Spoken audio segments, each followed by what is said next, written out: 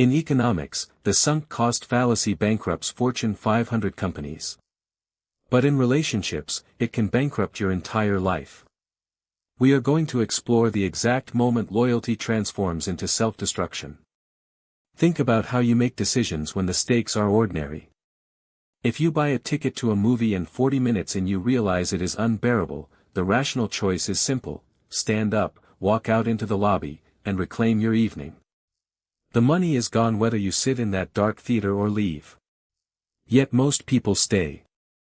They stay because walking away feels like admitting defeat. They stay because their brains trick them into believing that endurance can somehow redeem an expense that has already vanished. Now, take that exact cognitive trap and place it inside the four walls of a home. Multiply that movie ticket by 10 years of your life. Multiply it by sleepless nights, shared mortgages, holidays spent walking on eggshells, and an infinite series of compromises made in the desperate hope that next year will be different. This is the story of someone just like you. Highly capable. Analytically sharp. A person who solved complex logistical problems by day, yet found themselves completely trapped by night. They believed in duty. They believed that when something is broken, you roll up your sleeves and fix it. When their first child was born, that instinct did not just grow, it became absolute. Holding that infant in the quiet hours of the morning, the world narrowed down to a single imperative: create safety. Build stability. Ensure that this new life would inherit a whole, unbroken family unit, no matter the personal toll. Every traditional piece of wisdom reinforced this mindset. Society tells new parents that sacrifice is the highest form of love. It tells us that sticking it out through the storm is what mature, responsible adults do. So, they opened an invisible ledger. Every emotional outburst from the family dynamic was catalogued not as abuse, but as an unpaid balance to be settled with patience. Every boundary crossed was met with more understanding. When a toxic pattern threatened to destabilize the household, the response was not retreat, it was reinvestment. They funded therapies, initiated difficult conversations, mediated screaming matches, and absorbed the collateral damage. They thought they were building equity in a future peace. To the outside world, it looked like heroic devotion. But behavioral economists have another name for this behavior: escalating commitment. It is the irrational impulse to justify an initial investment by pouring even more resources into a failing venture, despite clear evidence that the cost of continuing dramatically outweighs the expected benefit. The trap is brilliant because it disguises itself as virtue. It convinces the most empathetic, conscientious minds that quitting is a moral failing, and that just one more push, one more concession, will finally bring the return on investment they have bled for. Every instinct told them that doubling down was the only moral choice. But as the nursery lights dimmed, an undeniable ledger appeared, one showing that their most selfless investment was about to demand a currency they couldn't afford to lose. In the late 1960s, the governments of Britain and France made a decision that would become a legendary case study in behavioral economics. They poured billions into building a supersonic passenger jet called Concorde. Long before the plane ever carried a single paying passenger, the engineering data was undeniable: the aircraft would never be commercially viable. The project was hemorrhaging money. Yet, they kept funding it. They poured billions more into the sky simply because walking away meant admitting that every previous penny was gone forever. They chose to guarantee a catastrophic loss tomorrow just to avoid confronting a painful loss today. In the nursery, Concorde was flying all over again. Parenthood has a way of magnifying our sunk costs. The moment you look into your child's eyes, your tolerance for personal risk evaporates. You crave predictability. You tell yourself that an imperfect, turbulent family structure is still safer than the unknown void of walking away. So, the analytical mind goes to work. If a system is broken, an intelligent person does not abandon it, they optimize it. They bought the books on communication frameworks. They scheduled the family meetings with agendas meant to neutralize volatility.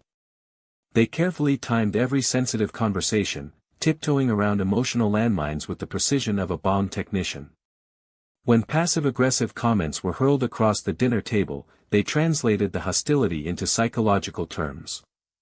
They told themselves, "This is unhealed childhood trauma. If I can just show enough empathy, if I can just model emotional regulation, the system will stabilize." They treated the chaos like a solvable math equation. If they absorbed 80% of the tension, surely the remaining 20% would be manageable for the baby. If they worked longer hours to absorb the financial hits, the emotional environment would naturally calm down. Every compromise was framed as an investment in the child's future peace. But here is the devastating secret about toxic dynamics: they do not operate on the rules of reciprocal investment. In a healthy relationship, an emotional deposit yields security. In an exploitative system, an emotional deposit is treated as an unconditional surrender. Every concession made to keep the peace does not lower the price of admission for tomorrow, it raises it. When you prove you can endure unreasonable demands, the system does not thank you for your patience. It simply recalibrates its baseline. Your exceptional endurance becomes the expected minimum standard. The protagonist was working double shifts on an emotional assembly line, manufacturing stability out of thin air, while the rest of the machinery worked in reverse to dismantle it. The exhaustion was no longer just physical, it was cellular. The very logic they used to protect their family was slowly being turned against them, transforming their intellect into an engine of their own captivity. They believed they were building a fortress to protect their new child. But when the first real crisis hit, the blueprint revealed a terrifying truth: the walls weren't keeping the danger out, they were locking the exit from the inside. The first real crisis did not arrive with an explosion. It arrived with a quiet, undeniable revelation. It was a standard Tuesday evening. The child had a sudden, spiking fever, the kind that demands immediate, coordinated focus. It was a moment where any functional team puts aside petty grievances, unites under a common purpose, and acts as a shield for the vulnerable. Instead, the system did what it was designed to do: it manufactured a crisis within the crisis. The emotional temperature in the house detonated over an imagined slight, a tone of voice, a misheard sentence, an unpaid debt of attention. While one person held a burning child, measuring medicine with trembling hands, the other demanded a trial. The demands were relentless: validate my feelings right now, apologize for your disrespect, prove that you care about my pain before you tend to anything else. In that room, the illusion shattered. For years, the protagonist believed the toxicity was a malfunction. They thought the family unit was a high-performance machine with a few rusted gears that simply needed constant oiling, patience, and repair. That night, the veil dropped. The machine was not broken. It was functioning with terrifying perfection. Some family dynamics are not built to foster mutual growth. They are built as extractive economies. They are closed-loop furnaces designed to burn the emotional, financial, and psychological resources of the most capable person in the room just to keep everyone else artificially warm. In business, when a company funnels cash into an asset that consistently destroys capital, auditors call it a zombie asset. It produces no value, generates no sustainable revenue, and consumes the vital liquidity of the parent company. It survives solely on life support provided by better investments. The protagonist had become the sole underwriter of a bankrupt emotional empire. Every hour spent de-escalating irrational tantrums was an hour stolen from their child's peaceful development. Every dollar spent placating unreasonable financial demands was money siphoned from their family's actual security. Every ounce of energy drained in managing volatility left them hollowed out, a ghost of a parent operating on sheer adrenaline and survival instinct. The math was suddenly, brutally clear. The strategy of appeasement was not an act of love.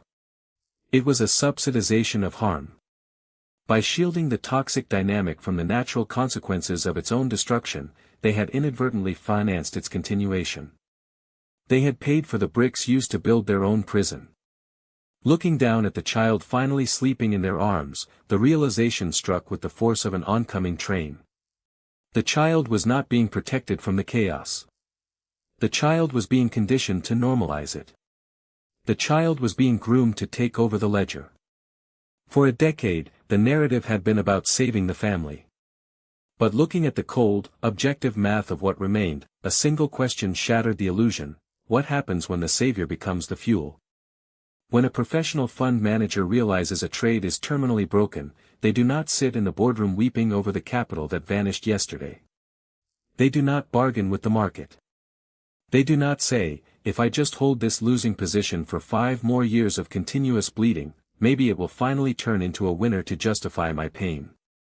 They look at the remaining capital, calculate the opportunity cost, and execute the exit. For 10 years, guilt had been the invisible chain. Society conditions us to believe that walking away from a family dynamic is an admission of failure. We are told that resilience means staying in the ring no matter how many times the referee tells us the fight is over. But through the lens of pure mathematics, cutting your losses is not surrender. It is risk management. Consider the foundational economic principle of opportunity cost. Opportunity cost is the hidden price of everything you choose to endure. It is the value of the life you could have lived if your resources were deployed anywhere else. When you spend 4 hours de-escalating an irrational conflict on a Sunday afternoon, the cost is not just 4 hours of stress. The real cost is 4 hours of calm, undistracted play with your child. It is the peaceful nervous system you failed to bring to the dinner table. It is the creative energy, the career focus, and the emotional baseline you needed to build a secure tomorrow. Every single concession you make to placate a destructive system is funded directly by a deficit in your own child's future. Then comes the concept of marginal utility. In a functioning system, an additional unit of effort yields an additional unit of stability. But when marginal utility goes negative, every additional ounce of effort you inject actually accelerates your own depletion. The protagonist had poured an entire decade into the dynamic. 10,000 compromises. Countless interventions. Endless concessions. The return on that massive investment was absolute zero. The money was gone. The time was gone. The youth was gone. No amount of future suffering was ever going to buy back the lost years. Continuing to suffer today would not retroactively redeem yesterday, it would only guarantee that tomorrow was stolen too. The shame of having wasted time began to dissolve, replaced by the icy clarity of a balance sheet. The realization set in that the most dangerous thing a person can do with a bad investment is to keep funding it out of pride. It was time to write off the bad debt. To stop negotiating. To stop explaining.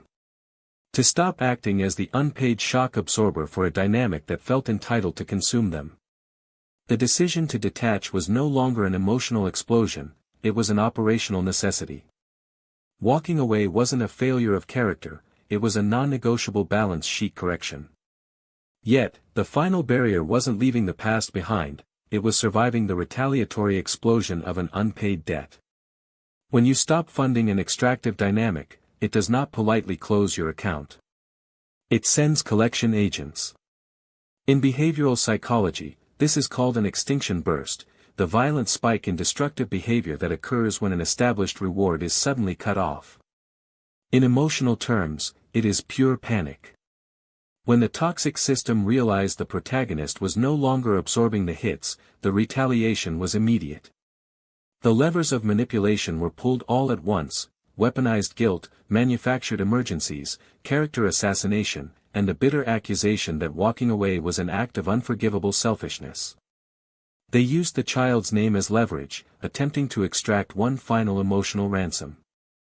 For years, that tactic would have worked. It would have triggered the old reflex to apologize, to smooth things over, to reopen the ledger and pay the fine just to stop the screaming. But an invoice holds no power over someone who has realized the debt was fraudulent from the start. The protagonist did not argue. They did not litigate 10 years of grievances in a kangaroo court of shifting goalposts. They did not defend their character against people committed to misunderstanding them. They simply closed the account. They allowed the silence to fall. In the stillness that followed, the immediate aftermath was not relief, it was withdrawal. When your nervous system has been wired for hypervigilance for a decade, calm feels foreign. It feels like the quiet before a strike. But as the days turned into months, the atmosphere inside the home shifted. The baseline changed. The child was no longer inhaling the ambient static of walking on eggshells. The nursery became what it was always intended to be, a sanctuary of predictable, unconditional peace. This is the hardest truth for any devoted parent to confront: enduring an abusive dynamic does not make you a shield. It makes you a conduit. If you spend your life absorbing poison to keep the peace, you do not protect your children from the dysfunction. You simply teach them how to drink it. Children do not learn self-respect from the sacrifices we describe, they learn it from the boundaries we enforce. They learn how much of themselves to surrender by watching what their parents are willing to tolerate. Breaking a generational cycle is not an act of abandonment. It is the ultimate act of stewardship. You cannot negotiate with a fire by offering it more fuel. You cannot fix an extractive dynamic by allowing it to consume the very foundation of your health. And you can never purchase a peaceful future using the currency of your own slow destruction. The years you spent trying to save the unsavable are gone. The money spent, the sleepless nights, the endless compromises, they are sunk costs. Written off. Struck from the balance sheet forever. The only real capital you possess is the present moment, and the energy you choose to invest in tomorrow. Look at the dynamics in your own life. Audit the relationships you exhaust yourself defending, the peace you trade away to avoid conflict, and the burdens you carry in the name of duty. Strip away the history, the guilt, and the fear of starting over, and ask yourself the only question that truly matters. Are you actively building a future, or are you just paying the interest on a debt you never owed?